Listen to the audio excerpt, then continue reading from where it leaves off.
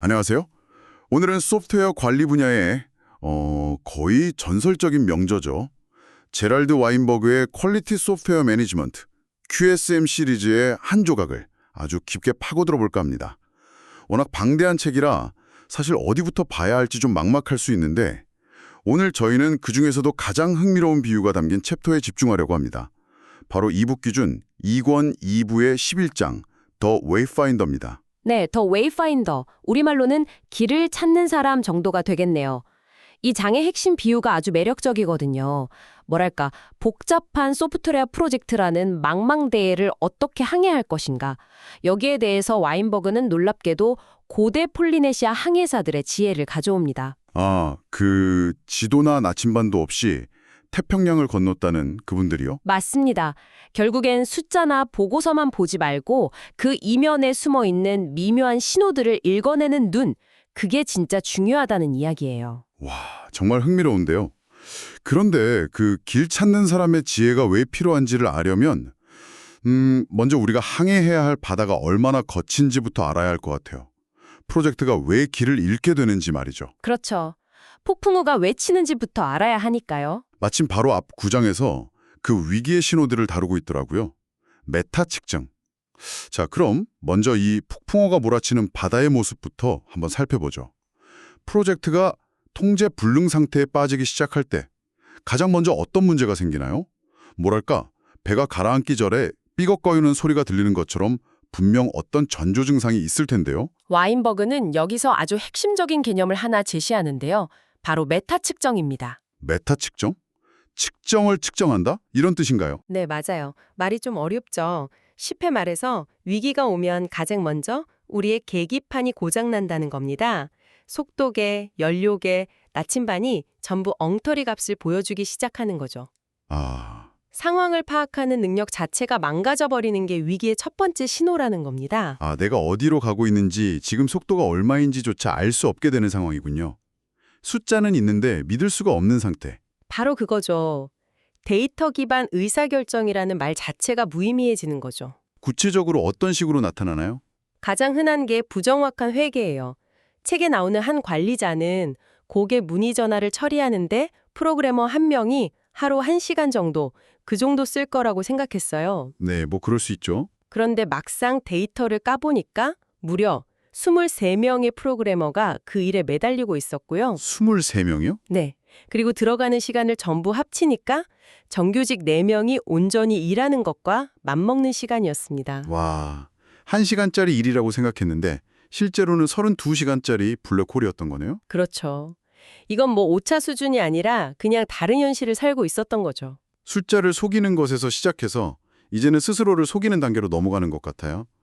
데이터가 이렇게 엉망이 되니까 사용하는 언어 자체를 왜곡해서 현실을 부정하는 모습도 나타날 것 같은데요. 정확히 보셨습니다. 지적인 통제력을 잃어버리면 언어가 가장 먼저 타락하기 시작하거든요. 예를 들어 명백한 우리 실수를 버그라고 부르는 거예요. 벌레. 네. 마치 벌레가 저절로 기어들어온 것처럼 말하면서 아무도 책임지지 않는 단어를 쓰는 거죠.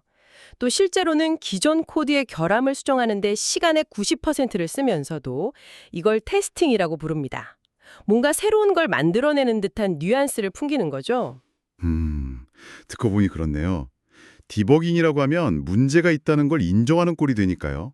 고객을 사용자라고 부르는 것도 같은 맥락의 지적인데 저는 이거 보고 정말 소름이 돋았어요. 그렇죠. 책에 이런 일화가 나와요. 한 고객이 유저라는 단어가 마치 마약 중독자, 그러니까 드럭 유저처럼 들려서 기분이 아주 나쁘다고 항의했다는 거예요. 와, 생각해보면 고객은 돈을 지불하고 가치를 교환하는 관계 주도권을 쥔 존재잖아요. 그런데 유저는 그냥 우리 시스템을 소비하는 수동적인 존재처럼 느껴지죠. 맞아요. 단어 하나 바꿨을 뿐인데 관계의 본질이 완전히 달라지는 거네요. 네. 정말 이상하네요. 이렇게 현실을 외면하고 심지어 없는 일을 완료로 입력하는 수고까지 하면서 정작 실제 완료된 일을 시스템에 입력하는 건 귀찮한다뇨. 이건 단순히 게으름의 문제는 아닌 것 같은데요. 맞습니다. 이건 조직적인 자기기만이죠. 더 심해지면 의도적으로 문제를 외면하기 시작합니다.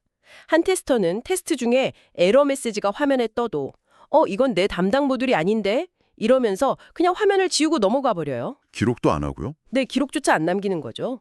심지어 고객 불만 사항을 일부러 기록하지 않는 정책을 가진 회사도 있었습니다. 와, 그건 정말 심각한데요? 관리자의 변명이 아주 가관이에요. 문제가 계속되면 내일 다시 전화하겠죠. 웬만한 건 고객들이 알아서들 해결하더라고요. 고객들이 알아서 해결하는 게 아니라 도움받기를 포기하고 다른 업체를 알아보고 있었을 가능성이 더 높겠네요. 바로 그럴 겁니다. 이렇게 조직 내부의 현실 감각이 무뎌지면 뭐 외부 기준 같은 건 아예 신경도 안 쓰게 되겠군요. 당연한 수순입니다. 위기에 빠진 조직은 외부 표준을 참고하지 않아요. 다른 회사는 어떻게 하는지, 업계 평균은 어떤지 관심이 없죠. 더 나아가 자기들이 직접 만든 명세서조차 그냥 헌신짝처럼 버립니다. 아, 실제 결과물에 맞춰서 명세서를 거꾸로 뜯어 고치면서 우리는 명세서를 완벽하게 지키고 있다고 스스로를 속이는 겁니다. 일종의 정신승리죠. 이런 상황에서도 자기는 모든 걸 파악하고 있다고 믿는 관리자들이 분명히 있겠죠. 오히려 그런 사람들이 더 위험할 것 같은데요. 그게 바로 안다고 생각하는 것, Thinking You Know의 함정입니다. 책에 나오는 한 항공사는요, 자신들의 예약 시스템을 테스트하는데 60만 개 이상의 테스트 케이스를 사용했다고 엄청나게 자랑했어요. 60만 개요? 겉보기엔 정말 철저해 보이는데요. 그렇죠. 하지만 그건 양으로 질의 부족을 숨기려는 연막에 불과했습니다. 실제로는 시스템의 부하를 줘보는 정도의 아주 단순한 테스트였는데 관리자는 그 숫자에 취해서 우린 철저히 테스트했어 라고 믿어버린 거죠. 결과는 뭐 안 봐도 뻔하네요. 당연히 시스템 오픈 후에 심각한 오류들이 터져 나왔습니다. 의사 리뷰 사례는 정말 충격적이었습니다. 한 대형 컴퓨터 제조사가 컴파일러 요구사항 문서를 무려 258명에게 회람시켰다고요? 네, 이것도 양으로 질을 때우려는 대표적인 사례죠. 전형적인 책임감 분산, Diffusion of Responsibility 효과입니다. 아, 심리학에서 말하는 방관자 효과 같은 거요? 네, 비슷합니다. 문서를 받은 258명은 저마다 이렇게 많은 사람이 보는데 뭐 누군가는 열심히 보겠지 라고 생각하고는 대부분 대충 훑어보고 마는 겁니다. 결국 아무도 제대로 보지 않는. 그렇죠. 결국 아무도 제대로 안 본 거죠. 와인버그는 여기서 숫자가 신뢰를 만드는 착각을 일으키지만 실제로는 책임을 희석시킬 뿐이라는 점을 아주 날카롭게 지적합니다. 결국 그 컴파일러에서는 3,200개가 넘는 결함이 보고되었죠. 와, 결국 모든 소통이 단절되고 각자 고립되는 길로 들어서는 거군요. 맞습니다. 과부하가 걸리면 가장 쉬운 해결책으로 소통 라인을 끊어버려요. 전화를 안 받고 이메일에 답을 안 하고 질문하는 사람을 귀찮게 만들죠. 신뢰가 무너지니 서로의 작업을 불신하고 저 사람 못 믿겠으니 내가 직접 다시 확인해야겠다 면서 중복된 일을 하게 되고요. 그러면 이제 나쁜 소식은 아예 들리지도 않겠네요. 네, 결국 나쁜 소식은 아예 차단되고 현실을 부정하기에 이릅니다. 관리자는 나쁜 소식이 없는 걸 보니 모든 게 순조롭군 이라고 착각하지만 사실은 누구도 그에게 나쁜 소식을 전할 엄두조차 내지 못하는 상황인 겁니다. 와, 지금까지 들어보니 정말 희망이 없어 보이네요. 나침반도 고장나고 해도 구름에 가려 보이지 않는 망망대해에 표류하는 배와 다르게 없군요. 이런 혼돈수학에서 도대체 어떻게 프로젝트를 이끌 수 있을까요? 여기서 드디어 오늘의 핵심 주제인 The Wayfinder가 등장하는군요. 네, 와인버그는 여기서 아주 멋진 비유를 가져옵니다. 서양 탐험가들이 지구가 평평해서 바다 끝으로 떨어질까봐 두려워하며 해안선에 붙어 항해하던 시절, 지도나 나침반 같은 현대적인 도구 하나 없이 태평양의 수많은 작은 섬들을 자유자재로 찾아다녔던 폴리네시아 항해사들을 예로 듭니다. 아, 구체적으로 어떤 신호들을 읽었다는 거죠? 정말 인간의 모든 감각을 동원했어요. 육지 근처에서 반사되어 오는 아주 미세한 바다의 너울 변화를 몸으로 느끼고 특정 섬 위에만 생기는 구름의 형태와 색깔을 관찰했습니다. 와, 물론 해와 달, 별의 위치라는 정확한 데이터를 기반으로 했고요. 거기에 더해서 해류의 방향과 수온의 미세한 변화, 심지어 배에 태운 돼지가 육지의 냄새를 감지하는 것, 바다에 떠다니는 나뭇가지 같은 파편, 특정 해역에만 사는 새의 종류와 비행 패턴까지. 와, 이 모든 정보를 종합적으로 활용해서 자신의 위치와 방향을 파악했습니다. 그건 정말 데이터라기보다는 온몸으로 자연과 교감하는 경지네요. 그렇다면 소프트웨어 프로젝트의 웨이파인더는 어떤 신호들을 읽어내는 건가요? 프로젝트에 돼지를 태우고 다닐 수는 없잖아요. 그렇죠. 책에서는 그 신호들을 이렇게 묘사합니다. 어떤 사람이 서류에 서명할 때 보이는 아주 미세한 망설임과 그때 변하는 호흡. 호흡이요? 네. 그리고 프로젝트 진행 상황을 표시하는 게시판의 색깔과 패턴 변화. 회의 때 사람들이 늘 앉는 자리가 어떻게 바뀌는지. 문제가 발생했을 때 대응하는 시간이 예전보다 길어지는지 짧아지는지.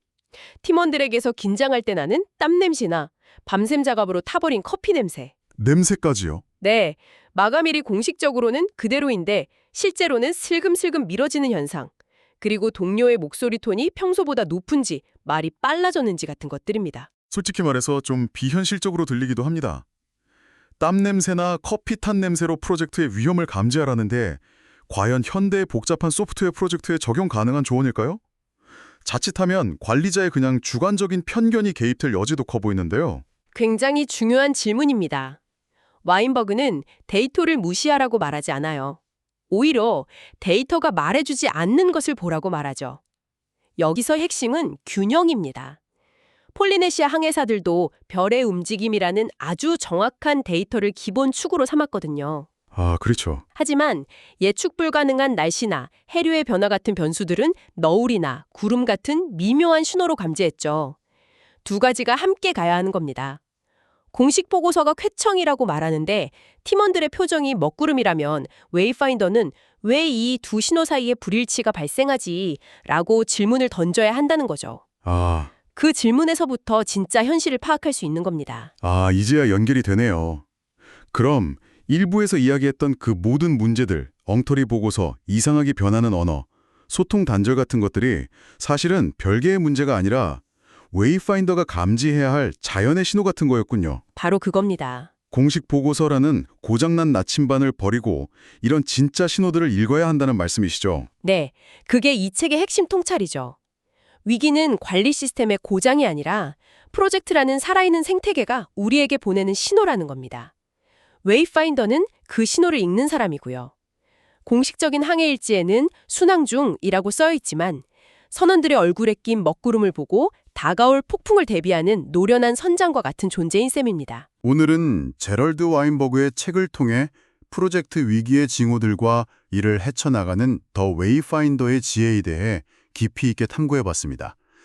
단순히 더 좋은 관리 도구나 방법론을 도입하는 걸 넘어서 현상의 이면을 꿰뚫어보는 통찰력과 관찰력 자체가 핵심이라는 이야기였네요. 네, 와인버그는 이 장의 마지막을 아주 인상적인 문장으로 끝냈습니다. 해변에 서서 당신이 세상 끝으로 떨어질 거라고 소리치는 평평한 지구 신봉자들은 신경 쓰지 말고 당신의 감각을 믿고 올바른 항로를 유지하라. 정말 멋진 마무리네요. 여기서 평평한 지구 신봉자들은 아마도 보고서 숫자만 믿고 데이터가 괜찮다고 하니 이대로만 가면 된다고 말하는 사람들이겠군요. 그렇죠. 눈앞의 현실보다는 지도를 더 믿는 사람들이죠. 그럼 마지막으로 오늘 나눈 이 내용을 우리 각자의 상황에 적용해 볼 만한 질문을 하나 던져주시죠. 좋습니다. 지금 당신의 업무 환경을 한번 떠올려 보세요. 당신이 어쩌면 너무 사소해서 혹은 데이터가 아니라는 이유로 무시하고 있을지 모르는 미세한 너울이나 구름의 패턴은 무엇인가요? 그리고 오직 공식적인 지도, 즉 보고서와 계획서만을 신뢰하라고 말하는 당신 주변의 평평한 지구 신봉자는 누구인가요? 진정한 웨이파인더처럼 항해를 시작하기 위해 당신은 내일부터 무엇을 그리고 누구를 더 깊이 관찰하시겠습니까?